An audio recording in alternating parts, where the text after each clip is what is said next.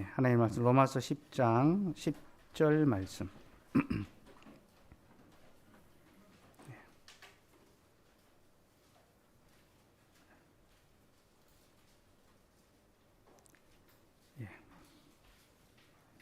로마서 10장 8절부터 10절까지 같이 읽읍시다.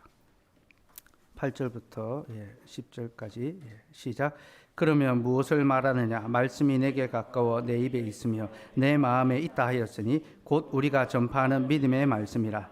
내가 만일 내 입으로 예수를 주로 시인하며 또 하나님께서 그를 죽은 자 가운데서 살리신 것을 내 마음에 믿으면 구원을 받으리라. 사람이 마음으로 믿어 의의 입으로 시인하여 구원에 이르느니라. 아멘. 점심 이제 일부에 마치고 이제 집사회 모임을 하는데 우리 집사회에서 첫마디 목사님 많이 피곤해 보입니다. 한 주 정도 휴가 하시는 게 어떻겠습니까? 하면서 오늘 제가 더 유독 더 피곤해 보입니까? 제가 한 주 가지고 안 된다. 한 달은 가야 된다. 가면 한 달 가지 한 주 안 갑니다. 그래서 푹 쉬고 회복하고 올 텐데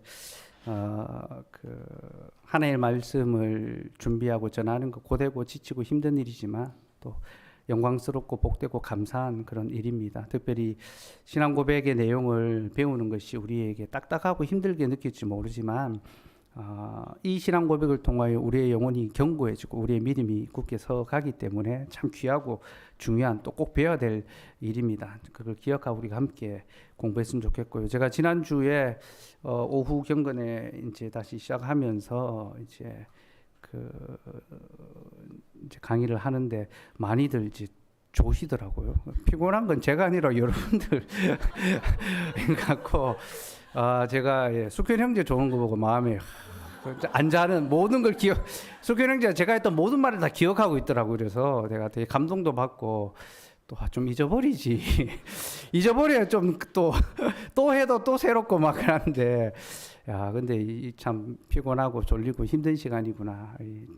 안 졸게 해야 되겠다. 이제 그런 마음이 있는데 제가 할 수 없는 일인 것 같아요. 불가항력적인 일. 여러분들이 깨어서 들으시기 바라고 하나님의 말씀이 우리에게 힘과 위로가 된다는 것도 기대하면서 또 잠을 싸워서 이기면 좋겠습니다. 오전 했던 내용들을 쭉 이제 정리한 겁니다. 그래서 제가 그 내용들 쭉 따라오면서 한번 살펴보면 좋겠습니다. 우리의 믿음은 눈에 보이지 않습니다. 이 보이지 않는 믿음이 또 확인되고 드러나는 것이 고백입니다. 그래서 사람이 마음으로 믿는 것을 입으로 고백함으로써 구원에 이르게 됩니다. 그래서 누군가에게 믿음이 있다라는 것을 확인하는 첫 번째 방편이 고백입니다. 신앙 고백. 이 사람이 공적으로 하나님을 고백할 때 이 사람 안에 믿음이 있구나. 그래서 신앙 고백은 신자의 정체성이고 또 교회의 토대가 됩니다. 그 고백 위에 교회가 세워지죠. 근데 입으로 고백하는 것만으로 믿음이 다 확인되는 것은 아닙니다. 우리는 말로서 이야기하지만 속으로서는 아닌 경우가 많잖아요. 그렇죠? 앞에서는 그렇다지만 뒤에서는 전혀 다른 이야기를 하는 것이 우리의 본심입니다. 그래서 신자는 자신이 입으로 한 그 믿음을 삶으로 드러내야 됩니다. 그게 지킨다라는 것. 신앙 고백이 주는 두 가지 부담을 오늘 말씀드렸습니다. 첫째는 세상으로부터의 박해와 손해. 우리가 신앙을 고백하고 신앙을 갖고 산다는 것은 이 세상으로부터의 미움의 거리가 된다는, 어리석은 자로 조롱받는다는 것을 각오해야 되는 겁니다. 신앙 고백 안에 그게 담겨져 있습니다. 둘째는 때로는 우리의 가족과 우리의 친구와 가장 내 가까이 있는 이들로부터도 배척을 당할 수 있다. 그래서 유대인들, 자기의 고륙 지친으로부터 공격당하고 위협당하는 것. 그게 신앙 고백의 속성입니다. 그래서 그 부담을 우리가 늘 기억하고 또 우리가 고백한 것에 대한 책임을 지며 살아가야 되죠. 그래서 교회는요, 신앙 고백으로 인하여 목숨을 잃은 수많은 순교자들을 보유하고 있고 그 순교자들의 피를 통하여 교회가 세워져 갔습니다. 그래서 원래 이 고백자라는 말과 순교자라는 말이 같은 말이 됩니다. 처음에는 증인, 고백하는 사람이 자꾸 그 고백 때문에 죽임을 당했거든요. 그래서 자연스럽게 순교자라는 고유명사가 되어버립니다. 그러니까 예수님을 고백한다는 것은 곧 예수님을 위하여 죽는다라는 것. 그게 고대 교회의 신자들의 고백이 갖는 그런 의미와 무게였습니다. 그러니까 우리가 지금 예수님을 고백하는 것과는 전혀 좀 차원이 다른 그런 무게감 있는 이제 그런 고백이었죠. 그래서 이 신앙 고백이 신자의 정체성, 이 사람이 믿는가 안 믿는가를 고백을 통해서 확인하는 거고, 그리고 그렇게 고백자들이 모인 교회는 자신들이 어떤 공동체인지를 세상에 선명하게 드러냈습니다.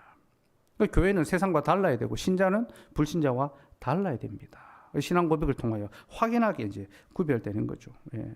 그리고 그 신앙 고백을 계속 가르치고 전수해야 됩니다. 이게 교회에 맡기신 하나님의 예수님의 이제 사명이죠. 그래서 건강한 교회는 언제나 건전한 신앙 고백서를 가지고 있었습니다. 고대 교회의 신조들 있죠. 사도신경, 니케아 신경, 아타나수 신경. 예. 고대 교회가 자신들의 신앙을 지키기 위해서 고백해낸 그 내용들입니다. 그리고 종교개혁 시대에 또 개혁주의 신조들이 있습니다. 그렇죠. 웨스턴드 신앙고백서, 하이델베르크 교리문답, 도르트 신경, 벨직 신앙고백서, 이런 신앙고백서들이 건강한 교회, 또 참된 교회와 신자를 세우는 그런 도구로서 기능을 했고, 그 덕분에 오늘날 우리 시대까지 하나님의 교회, 참된 교회가 보존되어서 선물로 우리가 받을 수 있게 된 겁니다. 그래서 신앙 고백은 신자와 불신자를 구별하고, 또 신앙 고백서는 참된 교회와 거짓 교회를 구별합니다. 그러니까 신앙 고백이란, 공적 신앙 고백은 신자가 이제 공적으로 고백하는 거죠. 그래서 사도신경 같이 공적으로 고백하는데, 그렇게 공적으로 고백하는 것을 교회의 신앙으로 채택을 합니다. 그게 신앙 고백서가 되는 거예요. 네, 우리는 사도신경을 우리의 고백으로, 신앙으로 고백하는데, 고대 교회가, 공교회가 이것을 교회의 고백으로 채택했습니다. 그래서 우리의 신앙 고백서가 되는 거예요. 잘 아시겠죠, 그죠? 고백은 우리가 하는 것이고, 고백서는 교회가 공적으로 채택해서 이것은 교회의 공적인 정통 신앙이다라고 그렇게 딱 이제 기준을 표준으로 삼은 겁니다. 그래서 이 신앙 고백서는 참 교회와 거짓 교회를 구별하는 기준이 됩니다. 그러니까 공적 신앙을 고백하느냐 안 하느냐에 따라서 그 교회가 참된 교회냐 거짓 교회냐를 판명할 수 있다라는 거죠. 거짓 교회가 잘못된 교리를 전파할 때마다 참된 교회는 올바른 교리를 지켜냈고, 그리고 치열하게 그런 영적 전쟁을 치른 다음에 전리품, 승리의 전리품으로 얻은 것이 바로 공적인 신앙 고백서입니다. 그래서 우리에게는 믿음과 함께 이 신앙 고백서가 아주 중요하다는 걸 기억하셨으면 좋겠고, 이 고백서가 중요한 것은 그것이 성경으로부터 나왔기 때문입니다. 예, 기독교 신앙의 절대적인 규범은 성경이죠, 그죠? 성경만이 하나님의 말씀으로서의 정확무한 가치를 갖습니다. 그리고 신앙 고백서는 성경에서 추출된, 성경에서 나온 가르침이고, 성경으로 말미암아 제한되는, 제약을 받는 그런 이제 규범이 신앙 고백서입니다. 그래서 신앙 고백서의 내용이라고 다 받는 것이 아니라 이것이 성경에서 지지를 하느냐 안 하느냐, 성경적 근거가 있느냐 없느냐를 따라서 우리가 때로는 받기도 하고 때로는 거부하기도 하는 거예요. 예. 그래서 성경은 규정하는 규범, 모든 것을 규정합니다. 결정하는 규범이고, 신앙 고백서는 규정된 규범. 네, 잘 아시겠죠? 성경으로 규정된 이러이러한 것이 참된 믿음이라고 성경을 통해서 규정됐습니다. 예, 그 차이가 있습니다. 예. 교리는 성경에 나와 있는 구원과 믿음에 관한 내용을 체계적이며 포괄적으로 요약한 것이고, 성경의 가르침과 동일하지만 성경과 같은 권위를 갖고 있지는 않습니다. 성경은 정확무원 하나님의 말씀이며, 교리는 그러한 성경의 지지가 있어야지만 정당한 권위를 갖습니다. 예. 그러면 우리 성경만 읽으면 되잖아요. 성경만 공부하면 되잖아요. 교리 공부 말고 성경 공부합시다. 그렇게 말할 수 있겠죠. 그렇게 말하는 사람들도 많이 있습니다. 하지만 신자에게 있어서 교리는 필수적으로 필요합니다. 왜냐하면 교리는 성경을 통해서 구원의 하나님께로 가는 길을 우리에게 가르쳐 주기 때문입니다. 그러니까 성경은 너무나 방대하고 너무나 넓고, 어떻게 보면요, 그 세계 지도와 같습니다. 근데 여기를 가려면요, 지도 하나만 보고 가기가 참 쉽지 않습니다. 그 길을 가르쳐 줄 수 있는 내비게이션이 딱 필요한 거죠, 그죠? 그러니까 구원의 하나님께 갈 수 있는 그 내비게이션, 안내자 역할을 하는 것이 바로 교리라고 그렇게 이해하시면 됩니다. 예. 교리는 성경을 통해 하나님께로 가는 길을 우리에게 가르쳐 줍니다. 하나님께서는 우리에게 성경을 주셔서 우리로 구원에 관한 교훈을 알려주셨습니다. 그러니까 성경을 통해서 구원에 관한 교리를 알게 되는데 이 구원에 관한 교리를 해석할 수 있도록 교회에 성경 해석의 권한을 주셨습니다. 그래서 우리가 듣고 배워서 깨달아 알고 믿고 고백할 수 있게 해주셨죠. 그래서 여러분 교리문답은요, 자신의 교회를 지키신 하나님의 은혜의 섭리의 결과물입니다. 그러니까 하나님께서 우리를 사랑하셔서 우리를 구원의 백성으로서 붙들기 위하여 자기 교회를 지켜오신데, 거짓 교회의 도전과 그런 대적들의 공격 앞에서 하나님의 교회를 말씀으로 순수하게 지켜오시는데, 그 지켜오신 은혜의 역사가 바로 교리라는 열매로 맺힌 거예요. 우리는 교리를 보면서 하나님께서 어둠의 시대에 교회를 이렇게 지키셨구나, 교회에 이렇게 빛을 밝히셨구나. 그러니까 단순히 어떤 책 속의 문자, 글자로 보는 것이 아니라 하나님께서 자신의 교회가 어렵고 힘들 때마다 어떻게 그 교회를 붙드셨는지, 그 은혜의 역사를 하나하나 살필 수 있는 거죠. 그러므로 교리를 부정하는 사람은요, 하나님의 은혜의 섭리를 거부하는 것 같습니다. 하나님께서 바른 신앙 고백을 통해서 자기 교회를 지켜오셨는데, 하나님 그거 필요 없습니다. 하나님 잘 믿으면 되잖아요. 제가 잘 믿을게요. 이것은 마치 하나님을 사랑한다고 하면서 하나님의 사랑을 거부하는. 예, 그래서 내가 당신을 사랑하니까 내가 당신을 위해서 선물을 준비했습니다. 선물은 다 받죠, 그죠? 예. 뭐 하여튼 뭘 준비했어. 밥을 탁 차렸어. 근데 보니까 이제 내가 별로 안 먹고 싶은 음식이 막 차려져 있어. 그래서 식사 괜찮다. 그냥 당신만 사랑할게. 네.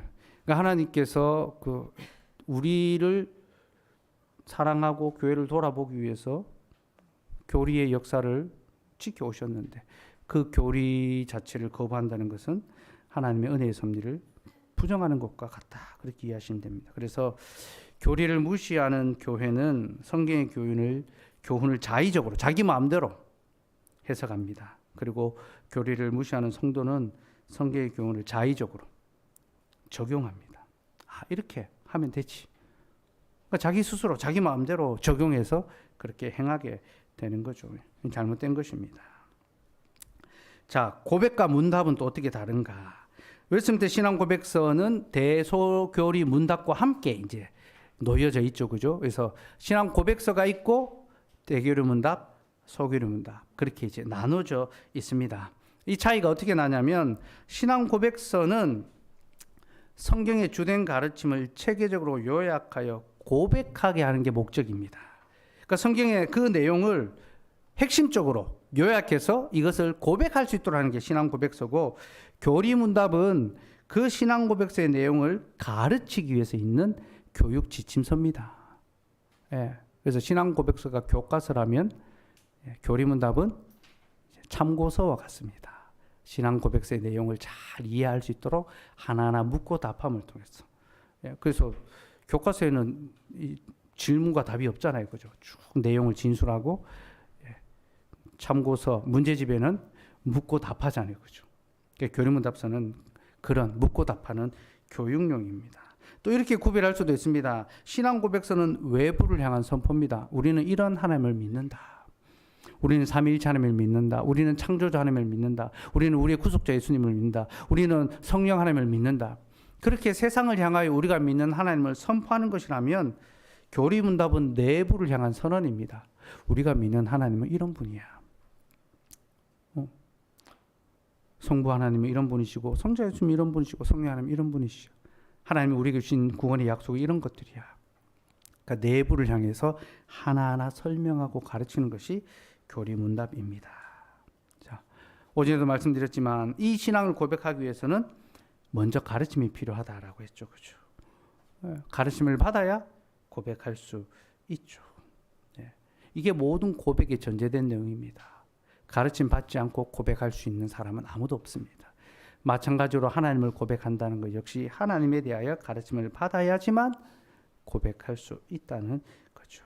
그래서 우리 믿음의 선배들은 신앙 고백서와 함께 교리 문답도 같이 작성한 거예요. 소교리 문답, 대교리 문답. 그래서 가르칠 수 있도록. 특별히 소교리 문답은 가정에서 자녀들을 가르치기 위해서 작성됐습니다. 아버지가 자녀들을 가르치기 위해서 하나하나 그렇게 작성된 것이 소교리 문답이고, 대교리 문답은 교회에서 가르치는 자들을 위해서, 목사나 가르치는 자들을 위해서 대교리 문답이 작성이 됐고, 그걸 이제 가르친 자는 늘 공부하고 그걸 중심으로 이제 교회를 성도들을 이제 가르칠 수 있어야 되는 거죠. 자, 그렇게 고백과 문답, 교리와 이제 신앙 고백서를 좀 구별을 좀 할 수 있고요. 고백은 언제나 교회 역사와 함께 갑니다. 그러니까 하나님께서 교회를 지키시는 그 섭리의 과정 속에 신앙 고백서가 나오기 때문에 고백서를 바르게 이해하려면 항상 역사에 대해서 바른 이해가 필요합니다. 웨스트민스터 신앙 고백서 역사에 대해서 제가 여러 번 말씀을 드렸습니다. 그래서 귀에 딱지가 않도록 말씀드렸고, 제가 그 기독교보에 기고하는 글이 이제 걸어서 교리사 속으로. 근데 수편 형제가 뛰어서 가면 안 되냐고. 그렇게 듣고 그 일리 있다. 야, 일리 있는 말이다 싶은 생각이 들었습니다. 그래서 그 역사에 대해서 여러분들 뭐 많이 들으셨겠지만 제가 그래서 쭉 그냥 읽고 쭉 지나가겠습니다. 그래서 놓치신 분들은 다음에 또 많이 들을 기회가 있으니까 다음에 또 듣지 하고 그렇게 이제 들으시면 좋겠습니다. 웨스트민스터 신앙 고백서는 잉글랜드 교회와 성도들의 희생과 기도로 맺어진 열매입니다. 특별히 개혁신앙을 전수받고 자신들의 나라의 개혁교회를 건설했던 스코틀랜드 교회의 헌신이 깊이 배어 있습니다. 스코틀랜드 교회가 먼저 개혁됐고 스코틀랜드 교회의 헌신으로 말미암아 이렇게 작성이 됐습니다. 영국 교회는 헨리 8세가 자신의 이혼 문제로 로마 교황청과 분리하고 수장령을 공포함으로 개혁의 시대로 접어듭니다. 여러분 뭐 세계사 다 아시죠, 그죠? 헨리 8세가 국교회 수장령, 자신이 교회의 머리가, 교황이 아니라 왕이 교회의 머리다라고 선포를 합니다. 그래서 이제 강제적인 종교개혁이 시작이 되죠. 근데 이때 하나님께서 잉글랜드의 개혁의 바람, 불꽃을 일으키셨어요. 위클리프라는 유명한 사람이 있습니다. 그 한동대에 가면 위클리프 선교회가 있어요. 그 성경 번역 대학원 있잖아요. 그게 그 한국 그 선교단체 이름으로는 뭡니까? GBT. GBT 성경 번역. 성경이 뭐라고 했습니까? 오답이라고 바로 이거 GBT라고 있잖아요, 그죠? 성경 번역 대학원. 그게 위클리프 선교회입니다. 그 위클리프가 성경을 번역, 거의 최초로 이제 대중적인 언어로 성경을 번역한 인물이 위클리프거든요. 영어로 성경을 번역했어요. 그러니까 자국어로 성경을 번역했던 라틴어가 아니라 그 인물이 바로 위클리프인데, 위클리프가 성경을 번역하고 그리고 복음 전도자들을 각 마을에 파송을 했습니다. 탁발 수도사. 그래서 진짜 가난하게 복음과 함께 지팡이 들고 전대 차지 아니하고 그렇게 두부로 읽지 아니하고 그렇게 이제 보내서 각 마을마다 설교를 했습니다. 복음 전도를 했습니다. 왜냐하면 그때 잉글랜드는 다 기독교 국가였는데도 설교를 들을 기회가 없었습니다. 성경을 들을 기회가 없었습니다. 왜냐하면 로마 교회는 설교하지 않았거든요. 성찬 그리고 여러 가지 의식들, 그러니까 미신화가 다 돼버린 겁니다. 우리 뭐 요즘 절에 가면요, 뭐 그 불공 드리고 뭐 한다 할 때 뭐 그 뭡니까 뭐 부처님의 설법을 듣고 이런 거 잘 없잖아요, 그죠? 있습니까? 예. 들어가는데 앞에서 상 앞에서 절하고 뭐 108배 뭐 하고 그 의식이 종교의 어떤 그 내용을 대체해 버리는 거죠, 그죠? 기독교도 그렇게 됐던 겁니다. 의식이 신앙의 본질을 차지해 버린 거죠. 그래서 위클리프가 성경을 번역하고 성경을 설교하도록 전도자를 보내고, 그런 어떤 전도자를 말미암아 잉글랜드 사회에 이제 복음에 대한 불꽃이 일어났습니다. 근데 이런 아래로부터 이런 개혁 운동이 이제 이 왕실과 좋은 시너지 작용을 내면 되는데 그렇지 못했었어요. 영국 왕실은 계속 이제 정치적인 이제 혼란, 헨리 8세 다음에 또 이제 여러 왕들이 헨리 8세가 아들을 낳으려고 계속 이혼을 했어요. 근데 그렇게 해서 얻은 아들이 에드워드 6세인데 이 에드워드 6세가 이제 그 유명한 그 동화의 주인공이 됩니다. 거지 왕자와 거지. 거기 아주 이제 주인공이 에드워드 6세인데 이 에드워드 6세가 아주 현명하고 지혜롭고 또 신앙심이 되게 좋았는데 일찍 하나님 데려가셨어요. 10몇 살 때 죽습니다. 그래서 왕위를 이을 왕자가 없어서 여자가 왕이 됩니다. 메리 여왕이. 근데 메리 여왕은 헨리 8세가 이혼했던 여왕의 딸이었어요. 그러니까 이제 얼마나 이제 자기 어머니가 이혼당했으니까 얼마나 불만이 있었겠습니까? 그리고 이 메리 여왕은 가톨릭의 배경을 갖고 있었거든요. 그래서 이제 교회를 다시 이제 로마 교회로 환원을 시킨 겁니다. 메리 여왕이 그 개신교도들을 엄청나게 피박했거든요. 그래서 별명이 피의 여왕, 블러드 메리로 불립니다. 피의 여왕. 런던이 막 언제나 그 피로 흥건하게 강물이 흐를 정도로 그렇게 핍박을 많이 했습니다. 그래서 영국 사람들이 걔 이름을 메리라고 불러가지고 조롱하려고. 실제로 이 야사에 있는 겁니다. 그래서 메리 이렇게 하는 게 그 메리 여왕을 이제 뭡니까 그렇게라도 조롱하려고. 근데 이제 핍박을 너무 많이 이제 하니까 이제 시위가 일어나고 그래서 이제 정권을 잃게 됩니다. 메리가 이제 사라지고 난 다음에 엘리자베스 1세가 이제 왕위에 오르게 되거든요. 이 엘리자베스 1세는 헨리 8세가 이혼하고 맞았던 아내를 통해 얻은 딸인데 여기도 딸만 나오니까 또 이혼하고 다른 여자를 만나서 에드워드 6세를 이제 낳았던 거예요. 이제 이 엘리자베스 1세는 이제 그 성공회적인 이제 개신교의 어떤 색채를 입었는데 이제 절반만 개신교인. 그래서 반 틈은 개신교고 반 틈은 로마 교회인지 성공회적 배경을 갖고 있습니다. 근데 엘리자베스 1세가 통치할 때에 영국이 굉장히 이 안정을 찾습니다. 그래서 스페인의 무적 함대를 무찌르고 해상권을 장악하고 그다음에 이제 이제 땅을 정복하고 경제, 무역 그리고 여러 가지 이제 외교적인 이제 발전이 일어나죠. 그러니까 영국이 여인들이 통치할 때 영국이 전성기가 온다. 이제 그런 이야기를 합니다. 그래서 엘리자베스 1세, 그 다음에 마거릿 대처 수상, 그리고 엘리자베스 2세 얼마 전에 이제 죽었잖아요, 그죠? 2세. 굉장히 엘리자베스에 대한 이제 그리움 향수가 있는데 어쨌든 엘리자베스가 나라를 안정시키고 그리고 이제 경제 발전을 이루었는데 그때 그 경제 발전의 중심이 되는 상공업자들하고 또 이제 의회에 이제 그 의원들이 거의 다 청교도였습니다. 개신교도들. 그러니까 이제 이미 이제 잉글랜드의 교회의 그 밑바탕에는 개신교의 이제 신앙이 탁 뿌리를 내리고 있었던 거죠. 근데 아직 왕은 인정을 안 해주는, 장로교를 인정을 안 해주는 거예요. 잉글랜드 최초의 장로교회 노회가 그때 시작됐는데, 이제 국가로부터는 인정을 못 받았던, 이제 그런 상황이었어요. 근데 엘리자베스 1세가 이제 죽었습니다. 죽고 난 다음에 평생을 독신으로 살았으니까 왕위를 후사가 없잖아요. 그죠? 잉글랜드에 더 이상 이제 헨리 8세의 혈통의 왕이 없어져서 왕을 빌려오게 됩니다.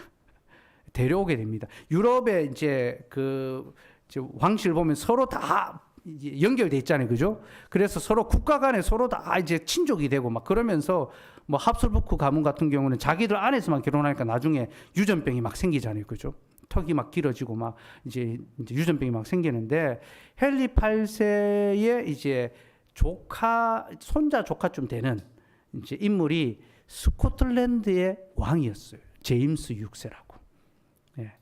그래서 그 제임스 6세를 이제 데리고 와서 잉글랜드의 왕으로도 삼습니다.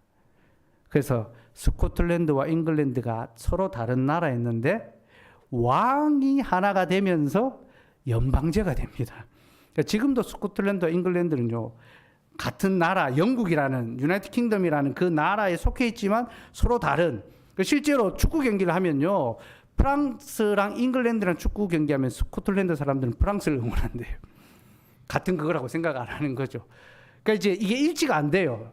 그 스코틀랜드는 독립을 위한 투표도 하고 막 그렇게 이제 굉장히 이 역사적으로 서로 막 유린하고 어려움을 겪고 그래서 뭐 그 멜 깁슨이 주연했던 영화 있잖아요. 브레이브하트. 미안합니다. 너무 옛날 영화고. 예, 그 스코틀랜드 독립 전쟁사를 다룬 이제 그런 영화가 있는데요. 이제 일본과 우리의 관계 같은 그런 어떤 이제 관계가 있습니다. 그러니까 뭐 축구도 다 따로 월드컵도 다 따로 나오잖아요. 그러니까 한 번 통합 국가를 형성해서 제 축구팀이 나온 적이 있어요. 2012년 런던 올림픽 때 이제 잉글랜드, 웨일즈, 스코틀랜드가 연합팀을 구성해서 그 긱스가 그때 해서 주장인가 해가지고 우리나라가 박살을 냈잖아요. 8강인가 그죠? 8강에서 붙어가지고 승부차기 끝에 올라가가지고 동메달. 그때까지 참 좋았는데 박주영이 일본 그 무너뜨리고 결승골 넣고 막 했던. 어쨌든 잉글랜드와 스코틀랜드는 서로 다른 역사적 배경을 갖고 있는데 왕이 한 명이 되면서 통합국가, 반강제적인 통합국가가 됩니다. 그 제임스 6세가 영국에 오면서 잉글랜드에 오면서 제임스 1세가 됩니다. 첫 번째 새로운 왕조를 이제 연 거죠. 근데 이제 이 제임스 1세가 왔을 때 이제 잉글랜드에서는 스코틀랜드는 이미 교회가 개혁됐거든요. 그러니까 스코틀랜드에 있던 왕이 왔으니까 교회 개혁에 도움이 되겠다 생각하고 기대를 했는데 와서 보니까 정반대 행동을 하는 겁니다. 제임스 1세 입장에서는 자기는 스코틀랜드에서 왕이었는데 교회에서는 그냥 일반 성도였던 거예요. 그러니까 그때 스코틀랜드는요, 국가 권력과 교회 권력이 확실하게 분리가 돼서 제 교회 직분자들이 이렇게 왕한테 이렇게 말을 했습니다. 왕이시여, 스코틀랜드는 두 나라가 있습니다. 하나는 왕이 다스리는 나라고 하나는 주님이 다스리는 나라입니다. 당신은 당신이 다스리는 나라에서는 왕이지만 주님이 다스리는 나라에서는 종입니다. 그러니까 이제 밖에서는 왕인데 교회에 오면 그냥 성도 n분의 1로 성도로 이제 앉아 있는 거예요. 근데 잉글랜드 오니까 갑자기 이제 왕이 됐잖아요. 당신은 교회에서도 머리입니다. 수장령. 그러니까 이제 그 교회의 주교가 자기 앞에 고개를 숙이고 추대를 왕으로 추대해 주니까 기분이 으쓱하고 그 권력을 안 놓치고 싶은 겁니다. 그래서 국교회, 왕권을 강하게 해서 국교회를 계속 강화하고 지지를 했어요. 그러니까 이제 의회와 갈등이 일어나죠. 의회는 청교도가 중심이 됐는데 그렇게 이제 갈등이 막 일어나던 사이에 이 갈등을 촉발시키는 법령을 하나 제임스 1세가 만듭니다. 엘리자베스 1세 때 나라를 부강하게 했습니다. 국고가 아주 많아졌어요. 제임스 1세가 이제 잉글랜드 딱 와서 보니까 너무 이 왕실에 돈이 많은 거예요. 그럼 뭐 하겠습니까? 써야죠, 그죠? 쓰는 재미가 솔선찮게 있는 거예요. 그래서 막 명품 사고 뭐 해외여행 가고 뭐 다 하는 거예요. 탕진하는 거죠, 그죠? 매일 연애를 하고 사냥을 가고 스포츠를 하고. 근데 주일에는 그걸 못 하는 거예요. 주일에는 오락을 금하고 예배만 해야 되니까 왕이 막 주일에도 이 금단 형상이 막 나는 거예요. 사냥하러 나가고 싶고, 폴로 하러 가고 싶고, 그리고 파티해서 또 그렇게 즐기고 싶은데, 그래서 스포츠 법을 다 공포를 합니다. 주일에도 스포츠를 할 수 있다. 예배 드리고 난 다음에. 그러니까 우리가 이제 주일에 축구하고 뭐 이런 거 잘 생각해 봐야 됩니다. 그만큼 이제 어떻게 보면 그 당시에 신앙에 대한 어떤 철저함이 좀 있었던 거죠. 근데 제임스 2세가 스포츠 법령을 딱 발표하고 공포하니까 교회 갈등이 더 이제 촉발이 됐습니다. 그래도 제임스 1세 때는 어느 정도 조율이 좀 됐습니다. 정치적 감각이 있었어. 근데 문제는 이제 제임스 1세의 아들인 찰스 1세. 찰스 1세가 이 뭐 개념이 없는 그야말로 이제 자기 마음대로 막 하는 그런 이제 왕이었어요. 그러니까 영국에 보면 찰스라는 이름을 가진 왕들이 좀 다 시원찮아요. 찰스 1세 나중에 이거 죽임 당합니다. 그 다음에 이제 이제 명예혁명해서 이제 의회 정치가 되는데 다시 왕정이 복구가 되거든요. 그러면서 왕으로 옹립되는 사람이 찰스 2세. 또 좀 시원찮습니다. 그리고 지금 찰스 3세. 엘리자베스 2세 아들이죠, 그죠? 가장 늙어서 왕위에 오른 찰스 2세가 이제 3세구나 있는데 어쨌든 이 찰스 2세가 교회를 완전히 무시하고 또 교회를 자기의 손아귀 아래 두려고 합니다. 그러면서 스코틀랜드 교회마저도 자기의 손아귀에 두려고 국교회로 만들어 보려고 합니다. 스코틀랜드는 이미 장로교가 뿌리를 내리고 있는데 성공회로 만들어 버리려고 예배법을 딱 바꿔버립니다. 예배 지침. 그래서 성공회 방식을 따라 예배를 하고 주교를 딱 파송해 버립니다. 장로교회는 목사, 장로가 치리하고 돌보는 교회인데 주교를 딱 성공회 주교를 딱 파송을 합니다. 그래서 스코틀랜드의 에딘버러 도시 존 낙스가 목회했던 그 예배당에 이 성공회 주교가 와서 예배를 딱 로마 교회적으로 딱 드리려고 하는데 어떤 일이 벌어집니까? 회중석에 앉아있던 사람들 중에 한 여인이, 이름 없는 여인이 자기가 앉았던 의자를 집어던지면서 우리는 이처럼 우상 숭배적인 예배를 받아들일 수 없다 소리를 질렀어요. 그래서 소요가 일어납니다. 한 이름 없는 무명의 여성도가 거짓된 예배를 거부하고 저항했을 때 하나님께서 그것을 통해서 새로운 개혁의 불길을 불러일으켰죠. 그래서 들불처럼 스코틀랜드의 저항 운동이 막 일어납니다. 그러니까 이제 찰스 1세가 안 그래도 스코틀랜드가 탐탁지 않았는데 좋다, 이번에 손 좀 봐주겠다 하면서 군대를 이끌고 이제 스코틀랜드를 정복하러 올라옵니다. 근데 전쟁에서 완전히 실패해요. 스코틀랜드가 훨씬 더 강력했고 찰스 2세가 완전 박살이 납니다. 그래서 쫓겨서 내려와서 이제 런던까지 오게 되고 스코틀랜드 군대가 이제 잉글랜드 북쪽을 다 점령했습니다. 템즈강을 다 그 앞에 두고 이제 찰스 1세한테 이제 딱 선포를 하는 겁니다. 세 가지 조건, 평화 협상을 맺으려면 세 가지 조건을 들어줘야 된다. 첫째, 스코틀랜드 장로교를 인정해라. 성공회로 만들려고 하지 마라. 장로교회 인정. 둘째, 잉글랜드와 스코틀랜드를 가장 성경적으로 개혁된 교회로 만들어라. 신앙 고백서와 개혁 교회로 전환시켜라. 셋째, 전쟁의 비용 네가 부담해라. 네가 일으킨 전쟁이니까 네가 책임져야. 전쟁 배상에 대해서 딱 요구를 했습니다. 그러니까 찰스 1세가 이걸 들어주겠습니까? 안 들어주고 막 버텼던 거예요. 네.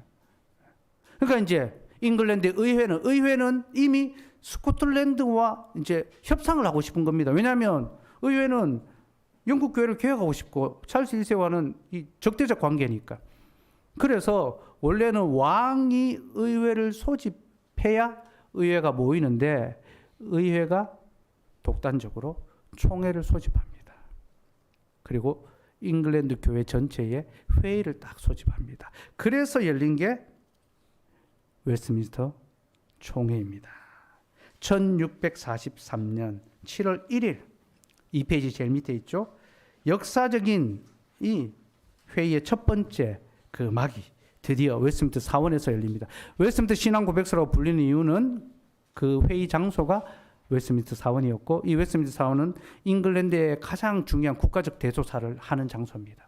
그래서 왕의 결혼식, 뭐 즉위식, 그리고 뭐 국제적인 조약 문서 뭐 이런 거, 그 다음에 국가적 영웅의 어떤 장례 이런 걸 이제 다 웨스트민스터 사원에서 하는데, 여기서 이제 총회가 이제 열렸습니다. 회의는 매우 엄숙하게 진행되었고, 오전에는 경건회와 전체 회의를 진행했고, 오후에는 세 개의 상임위원회를 두고 회의를 진행했습니다. 그래서 분과를 두고 각자 그 예배, 뭐 교회 치리, 그 다음에 뭐 신앙교육 이런 식으로 나누어서 이제 회의를 진행을 했어요. 굉장히 엄격하게 철저하게. 어떨 때는 오전 경건회가 너무 길어지고 또 너무 은혜로워서 하루 종일 경건회만 집회만 했던 적도 있고. 그래서 딱딱하게 회의에서 우리 뭐 워크숍 하듯이 만들어낸 그런 교리가 아닙니다. 말씀과 기도 가운데 경건하게 그렇게 해냈고, 그래서 그런 회의를 다시는 할 수가 없는 거예요, 사실은. 이때 회의 경비도 다 잉글랜드 국가에서, 의회에서 제공을 했거든요. 총대로 참석한 분들한테 매일 일당을 주면서. 그런 비용을 지금 누가 지불할 수 있겠으며, 또 지불한다 하더라도 어떻게 그렇게 경건하게 그렇게 또 회의할 수 있겠습니까? 그래서 하나님께서 그 시대에 특별하게 역사하시고 그들을 통해서 이 신앙 고백서 나오도록 그렇게 일하신 거죠. 그렇게 1643년 7월에 시작한 회의가 1649년 2월까지 지속됩니다. 5년 6개월. 와. 그리고 어디 뭐 수련회 가는데 수련회 5년 6개월 누가 가겠습니까? 다 뭐 생계 다 때 제쳐두고 5년 6개월. 야, 저보고 가라 해도 5년 6개월 가라면 못 갈 것 같아요. 그러니까 이들이 얼마나 철저하게, 얼마나 경건하게, 얼마나 진지하게 정말 교회를 위하여 헌신했는지를 보여주는 거죠. 그때 모인 총대가 총 151명이었는데요. 목사 회원이 121명, 상원 의원이 10명, 하원 의원이 20명, 그렇게 151명인데, 근데 이때 스코틀랜드 교회가 특사를 파송합니다. 우리가 도와줄게 하면서 8명의 특사를 파견하는데요. 151명 중에 8명이면 굉장히 적은 숫자입니까? 한 5% 정도도 안 되는, 5%는 되는구나. 예. 한 7% 정도밖에 안 되는 숫자인데, 이 8명이 결정적인 역할을 합니다. 왜냐하면 스코틀랜드 교회는 이미 신앙 고백의 어떤 이제 신학이 있었고 또 그런 것들이 있었기 때문에 교회 생활과 또 교회 정치와 이 모든 것들을 다 어드바이스 합니다. 다 조언하고. 그래서 그들의 이 조언이 신앙 고백서에 거의 그대로 반영이 다 됩니다. 예. 그리고 이렇게 스코틀랜드 교회 특사가 있었기 때문에 웨스트민스터 신앙 고백서가 보편 신조로서의 어떤 가치를 갖게 되는 겁니다. 그러니까 잉글랜드 교회만이 아니라 스코틀랜드 교회를 위해서도 작성되었기 때문에 이건 이제 교회 연합, 보편 교회의 신앙 고백서로서의 가치가 있게 되는 거죠. 그리고 스코틀랜드 교회는 이 신앙 고백서가 작성되자마자 자기들의 신앙 고백서 곧바로 채택합니다. 잉글랜드 교회는 미적거리고 쉽게 채택 안 했습니다. 그리고 뒤늦게 채택하는데 실제적으로 왕정이 복고되면서 이 신앙 고백서가 역사의 뒤안기로 사실은 사라져버리고 맙니다. 이게 역사의 아이러니죠. 잉글랜드 목사들이 잉글랜드 땅에서 잉글랜드 교회를 위해서 만든 이 신앙 고백서가 정작 잉글랜드 교회가 아니라 스코틀랜드 장로 교회를 위해서 사용됐습니다. 저는 이게 하나님의 신비라고 봅니다. 하나님은 우리의 계획과 다르게 역사하시면서 더 크고 놀라운 일을 하나님은 실행하시거든요. 어쨌든 스코틀랜드 교회는 즉각적으로 웨스트 신앙 고백서를 이제 받아들이고 채택합니다. 그래서 어떤 법을 발표할 때마다 그와 관련된 책을 이제 발간하고 그걸 막 받아들였어요. 그래서 스코틀랜드, 아일랜드, 잉글랜드 교회의 언약된 일치의 한 부분으로서 웨스트민스터 총회에서 스코틀랜드 특사의 도움으로 합의된 장로의 정치 형태라는 제목을 출판. 책 제목도 진짜 정말 딱딱하고 길고 그죠? 예. 그 총회에서 결정한 이 교회 정치를 우리의 정치로 이제 그렇게 받아들이는 겁니다. 예. 스코틀랜드 교회는 총회의 다른 결정도 이와 같은 방법으로 수용했습니다. 그리고 스코틀랜드 교회의 이러한 입장으로 말미암아 웨스트민스터 총회가 장로교의 가장 중요한 회의로 부상하게 됩니다. 예, 그리고 이제 장로교회에서 웨스트민스터 신앙 고백서를 신앙의 표준으로 채택하는 것은 스코틀랜드 교회가 장로교회였기 때문입니다. 그래서 장로교회 신앙의 표준 문서가 됩니다. 반면에 잉글랜드는 여러 정치적인 이유로 신앙 고백서 채택을 주저했습니다. 왜냐하면 스코틀랜드는 일치된 교회 정치를 갖고 있었습니다. 장로교회라는. 그런데 잉글랜드는 여러 이 분파가 있었어요. 회중교회파. 우리는 감독 필요 없다. 회중교회파. 그 다음에 장로교회파. 그리고 또 국교회파. 네. 이런 식으로 여러 이제 분파들이 있으니까 분파들이 많으면 어떻게 되겠습니까? 협의가 잘 안 되는 거예요. 그러니까 이제 다른 믿음의 내용에 대해서 동의해야 되는데 교회 정치에 딱 가서는 우리 이거 못 받아들인다. 우리는 감독 정치다. 우리는 회중 정치다. 우리는 장로교회 정치다. 이런 식으로 이제 갈리는 거죠. 그래서 빨리빨리 채택을 안 했습니다. 그리고 뒤늦게 채택을 했는데 이제 정치적 상황이 복잡하게 얽힙니다.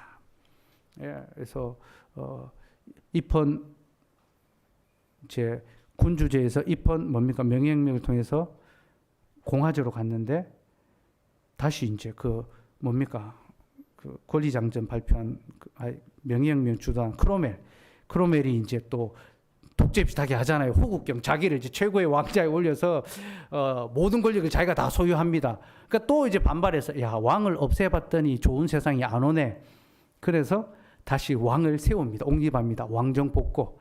그래서 왕당파와 의회파가 싸워가지고 처음에는 의회파가 이겼지만 다시 왕당파가 일어나고 그 과정 속에 그 왜 뭡니까 가면 쓰는 그 뭡니까 축제하는 그 뭔지 아시죠? 그 가면 하나 쓰고 나가지고 V4맨단가 뭐 여러분 예, 뭐 하여튼 예, 수경 형제 말한 게 맞는 것 같긴 한데 여러분 뭔지는 알죠? 왜 뭐 무슨 뭐 시위할 때 자기 얼굴 가릴 때 그 가면 쓰고 딱 나오잖아요. 모릅니까? 하여튼 그 있습니다. 이렇게 무식하군요. 제가 딱 정확한 명칭을 모르겠지만 저는 이 정도 설명하면 다 알아먹을 거라고 생각했는데 되게 유명한 가면이 있습니다. 그 영화도 있는데 종이의 집도 그 가면도 나오고 V4맨단가 그죠? 그거 맞아요. 예, 주장이제 말. 예. 하여튼 그게 그 왕당파 의회파의 이 갈등 속에서 막 그런 이제 그 가면 쓴 사람은 이제 왕당파예요. 그래서 카톨릭으로 다시 복원하려고 하는 이제 그런 사람들이었는데 어쨌든 정치 상황이 복잡하게 돌아가니까 신앙 고백서마저도 힘을 잃어버리게 됩니다. 그래서 실제적으로 잉글랜드 교회에서는 이제 이 신앙 고백서가 가르쳐지지 않고 고백하지 않아요. 지금도 성공회는요 웨스트민스터 신앙 고백서 아무 상관이 없습니다. 우리 교회 요 뒤에 성공회 있잖아요. 웨스트민스터 신앙 고백서 몰라요. 잉글랜드에서 만든 건데도 그들은 여기에 관심이 없습니다. 그러나 하나님께서는 그렇게 잉글랜드 사람들에 의해서 만들어진 이 신앙 고백서를 스코틀랜드 교회에서 사용하셨고, 그래서 스코틀랜드의 장로교회가 아주 뿌리 깊게 견고하게 뿌리 낼 수 있게 하셨고, 이 스코틀랜드 장로교회가 세계 선교 역사의 중추적인 역할을 감당합니다. 미국의 장로교회, 호주의 장로교회, 그리고 한국의 장로교회를 이식하게 되죠. 선교하게 되죠.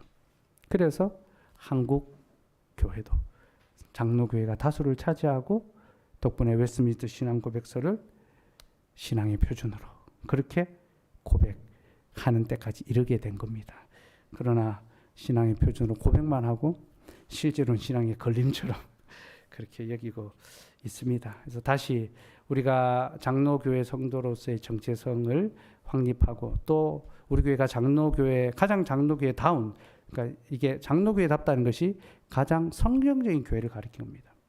가장 성경적인 교회가 뭔가? 우리는 그것을 장로교회로 그렇게 이해하고 받아들이는 겁니다. 그래서 우리 교회가 가장 장로교회다운 장로교회가 되려면 신앙부서에 관심을 갖고 또 교육하고 또 고백하는 그게 필요하다는 거죠. 그래서 소교리 문답이나 대교리 문답, 하이델베르 문답 이런 것들은 사실 많이 접하고 가르쳤지만 신앙 고백서 자체는 별로 많이 못 가르쳤던 거. 저도 반성적으로 생각하면서 이제 가르치려고 합니다. 고백서의 구조와 특징 한번 볼까요? 예. 웨스트민스터 신앙 고백서는 총 33장으로 구성되어 있습니다. 1장은 성경입니다. 그래서 성경에 관해서부터 시작을 해가지고 종말, 마지막 최후 심판과 종말에 관해서 그렇게 성경의 주요 고리들을 하나하나 그렇게 설명하고 있습니다. 그래서 고백서를 잘 이해하게 되면 성경을 더 잘 이해할 수 있게 됩니다. 그럼 신앙 고백서를 공부하는 것은요, 성경을 더 잘 이해하고 설교를 더 잘 듣기 위해서 교리문답과 신앙 고백서가 있습니다. 그래서 우리는 신앙 고백서를 공부하는 걸 목적으로 삼지 않습니다. 이것을 통해서 성경을 더 잘 이해하고 하나님을 더 바르게 믿고 예배하기 위해서, 합당한 예배를 위해서 신앙 고백서가 있는 겁니다. 각 장의 이름과 내용을 한번 볼까요? 먼저 서론으로 1장 성경이 있습니다. 전체 이 모든 신앙의 내용은 성경을 통해서만 만들어진다. 1장에서 대선언을 하고요. 두 번째 파트는 이제 하나님에 관한 것입니다. 신론. 예. 그래서 2장은 삼위일체 하나님, 3장은 하나님의 영원한 작정, 4장은 창조, 5장은 섭리, 신론. 예. 그리고 그 다음은 기독론. 인간의 죄와 구속에 대해서이죠. 그래서 6장은 사람의 타락, 죄와 그 징벌, 그리고 7장은 하나님께서 사람과 맺으신 언약, 그리고 8장은 중보자 그리스도. 예. 그리고 그 다음은 이제 구원론. 어떻게 하나님의 구원이 우리에게 적용되는가. 그래서 9장은 자유의지, 10장은 효력 있는 부르심, 11장은 칭의, 12장은 양자됨, 13장은 성화. 그리고 신자의 의무가 나옵니다. 그래서 14장은 구원에 이르는 믿음, 15장은 생명에 이르는 회개, 16장은 선행, 17장은 성도의 견인, 18장은 은혜와 구원의 확신. 어떻게 우리가 구원에 이르는 믿음과 또 구원의 삶을 누리며 살아가는가 설명하고요. 그리고 그 다음은 신자의 삶, 이제 구원받은 자로서 어떻게 살아야 하는가. 19장은 하나님의 법, 율법을 어떻게 우리가 지켜야 되는가. 20장은 기독신자의 자유와 양심의 자유, 21장은 종교적 예배와 안식일, 22장은 합법적인 서약과 서원, 23장은 국가 공직자, 24장은 결혼과 이혼. 그러니까 성도의 실제적인 삶의 문제에 있어서 어떻게 믿음으로 살아갈 것인가를 하나하나 이제 굉장히 구체적으로 가르쳐 줍니다. 그리고 교회론을 가르칩니다. 25장은 교회, 26장은 성도의 교제, 27장은 성례, 28장은 세례, 29장은 성찬, 30장은 교회의 권징, 31장은 대회와 공의회. 은혜의 방편들이 쭉 나오죠. 그죠? 예, 그래서 성례와 또 교회 표지, 칠이. 예. 그리고 마지막은 종말론에 관해서.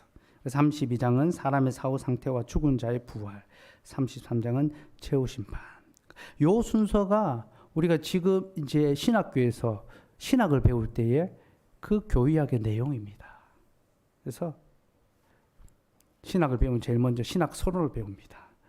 그리고 신론, 그 다음에 기독론, 그 다음에 구원론, 그 다음에 믿음의 삶에 대해서, 그리고 교회론, 그 종말론, 이런 순서로 딱 배우거든요. 이제 이게 웨스트민스터 신앙고백서의 어떤 체계를 따라가고 있고, 그만큼 웨스트민스터 신앙고백서가 성경의 내용을 가장 체계적으로, 그리고 종합적으로, 그리고 보편적으로 잘 정리해주고 있다. 그래서 성경에서 가장 잘 설명해 주는 것이 바로 웨스트민스터 신앙고백서입니다. 예. 신앙고백서의 특징을 간단하게 정리를 하면요. 첫째는 보편적인 특징을 지니고 있다는 겁니다. 그러니까 이 신앙고백서가 장로교회의 신앙고백으로 채택됐지만 특정한 교파의 교리가 아니라 성경의 보편적 내용을 담고 있으며 보편교회에 속한 모든 성도들이 알아야 할 내용들이 그 속에 담겨 있습니다. 그러니까 채택은 장로교회가 했지만 작성할 때에는 여러 교파들이 다 같이 모였어요. 그래서 성경을 하나하나 찾아가면서 우리 교파는 이걸 믿어가 아니라 성경이 무엇을 말하는가 그 주제에 대해서 하나하나 정리하면서 나온 겁니다.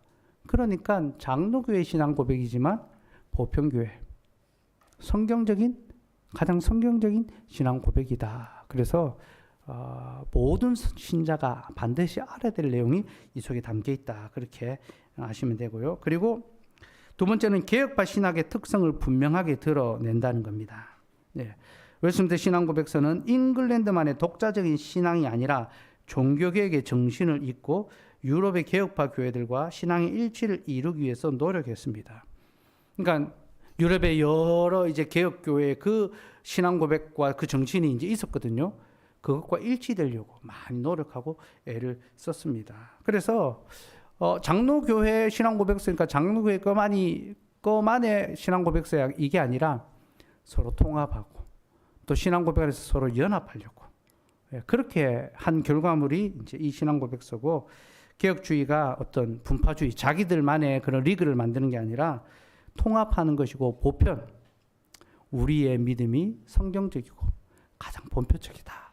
그걸 지향하는 것. 그게 이 신앙고백서가 보여주는 특징이라고 했습니다. 세 번째는 로마교회의 잘못된 교리들을 단호하게 정죄합니다. 그러니까 그들의 잘못된 구원론과 칭의, 성화론, 성례와 교회론 등에서 매우 분명하게 그 오류를 지적합니다. 그래서 성경에 위배된 가르침을 확실하게 배격하거든요. 그래서 교회론에 가서 보면요. 교황을 가르쳐 적그리스도라고 합니다. 그럼 이게 우리에는 별로 그렇게 충격적으로 안 다가오는데요. 그 당시 교황은 살아있는 권력입니다. 온 세계를 제패하고 자기의 발 아래 두는 인물 중에 하나가 교황이라고 할 수 있는데요. 그리고 교회의 가장 힘센 권력자입니다. 근데 그런 교황을 가리켜서 그는 적그리스도다. 하나님의 원수다. 그렇게 딱 표현합니다. 그 엄청나게 뭡니까? 그 표현 하나가 사실은 로마 카톨릭 전체를 적으로 돌리는 거고, 그 당시만 해도 로마 카톨릭이 더 주력 그 힘을 갖고 있었잖아요. 스페인, 프랑스가 다 로마 카톨릭인데. 그만큼 이제 목숨을 걸고, 성경에 위배된 것은 분명하게 배격하고 저항하는 다니엘의 친구들처럼 그런 어떤 신앙 고백의 정신이 그 안에 깃들여 있습니다. 그리고 네 번째로 종교개혁 당시의 주요 신학적 이슈였던 알미니우스, 예정론의 잘못이죠. 그리고 제세례파, 세례를 다시 받아야 된다. 그리고 루터파, 성찬이 로마교회적인, 그리고 회중교회파, 교회 정치에서 직분을 무시하고 우리끼리 회중들이 하면 된다. 율법 폐기론자들이 있습니다. 선행 필요 없다. 율법 지킬 필요 없다. 이런 식으로 이제 그 당시 신학 이슈들이 있었는데 이걸 이제 분명하게 성경적으로 답을 합니다. 그래서 그 당시 신학적 주제에 대해서 선명하게 성경으로 답을 이제 내는 거죠. 우리 시대 같으면 이게 이제 여성 안수, 여자 목사 그리고 동성애 이런 것에 대해서 선명하게 성경이 답을 내어놨다라 그렇게 이제 이해할 수 있습니다. 그리고 다섯 번째로 신자들의 경건과 일상생활에 대한 구체적인 적용을 합니다. 예배와 교회 생활을 어떻게 해야 되는지, 국가와 공직생활은 어떻게 해야 되는지, 공직자를 어떻게 돼야 되는지, 결혼에 대해서 성경적인 바른 지침은 무엇인지 이런 것들을 하나하나 제안해서 믿음의 삶과 일상의 삶이 분리되지 않았다는 것을 이제 그렇게 설명해 줍니다. 이건 대단히 중요한 게, 왜냐하면 우리 시대 특별히 한국 교회의 어떤 배경은요, 일상적인 생활과 어떤 교회 생활을 많이 분리를 합니다.